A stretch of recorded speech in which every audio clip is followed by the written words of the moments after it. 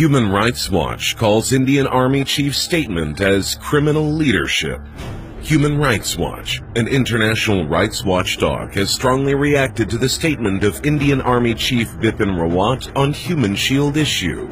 Executive Director of Human Rights Watch Kenneth Roth tweeted Monday saying Indian Army Chief shows criminal leadership.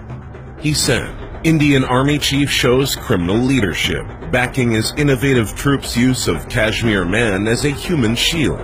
The Indian Army Chief has termed the infamous act of strapping a Kashmiri to an army jeep as innovative, and said that commending the army officer was to boost the morale of his army, which is fighting a dirty war in Kashmir. On April 9th, an Indian Army Major, Lital Gogoi, strapped a Kashmiri man to an army jeep as a human shield, and paraded him through many villages in Budgam district.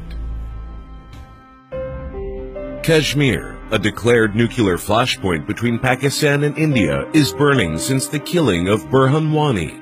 Wani proved himself as a new generation freedom fighter. After his death, he has turned out to be the poster boy of Kashmir freedom movement. Labeling of a legitimate freedom movement as dirty war by the Indian Army Chief is itself an allegation that defies the entire axis of operation being carried out in Kashmir. India is left with a few options now, as UN needs to respond quickly to stop more killings in the valley.